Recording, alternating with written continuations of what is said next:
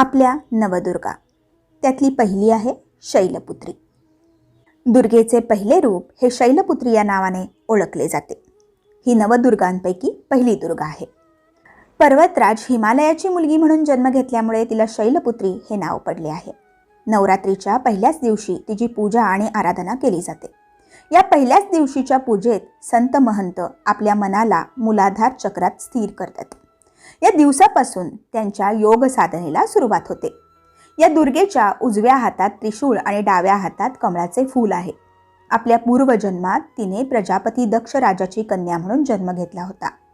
त्यावेळी तिचे नाव सती असे होते। तिचा विवाह शंकरांशी झाला होता।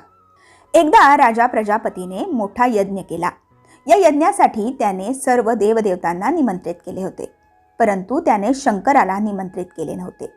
आपले वडील मोठा यज्ञ करणार असल्याचे समजल्यावर सतीला तिथे जाण्याची तीव्र इच्छा झाली। तिने आपली इच्छा शंकरांजवळ प्रकट केली। तेव्हा शंकरांनी तिला सांगितले की प्रजापती दक्ष काही कारणास्तव माझ्यावर नाराज आहेत। त्यांनी सर्व देवदेवतांना यज्ञासाठी बोलावले आहे, परंतु मला मुद्दाम यज्ञाचे निमंत्रण दिले नाही। अशा परिस्थितीत तू तिथे जाणे मला योग्य वाटत नाही। शंकरांनी समजावून सांगितले, तरीही तिचे समाधान झाले नाही। वडिलांचा यज्ञ पाहणे तसेच आपली आई आणि बहिणींना भेटण्यासाठी तिचे मन व्याकुळ झाले होते। तिचा आग्रह पाहून शंकरांनी तिला यज्ञासाठी जाण्याची परवानगी दिली। सती वडिलांच्या घरी गेल्यावर कुणीही तिचे स्वागत केले नाही। तिला कुणीही आदराची वागणूक दिली नाही। आई आणि बहिणींनी देखील तिला गळा भेट दिली नाही। सर्वजण तिच्याकडे पाहून तोंड फिरवत होते। नातेवाईकांची ही वागणूक पाहून तिला अत्यंत राग आला। तिथे शंकरांच्या प्रति तिरस्काराची भावना असल्याचे तिला दिसून आले।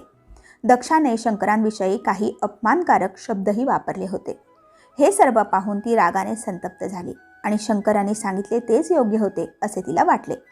आपण इथे येऊन खूप मोठी चूक केली आहे याची जाणीव होऊन नवऱ्याचा अपमान सहन न झाल्याने तिने स्वतःला योगाग्नीत जाळून घेतले। याची माहिती शंकराला मिळाल्यावर त्यांनी लगेच आपल्या गणांना पाठवून प्रजापतीचा संपूर्ण यज्ञ उद्ध्वस्त केला। सतीने पुढील जन्मात शैलराज हिमालयाच्या कन्येच्या रूपात जन्म घेतला। यावेळी ती शैलपुत्री या नावाने प्रसिद्ध झाली। पार्वती, हेमवती हे तिचेच नाव होते। शैलपुत्री देवीचा विवाह देखील शंकरांशी झाला होता।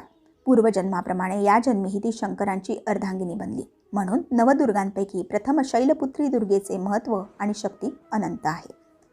धन्यवाद। ओम नमो दुर्गाय नमः।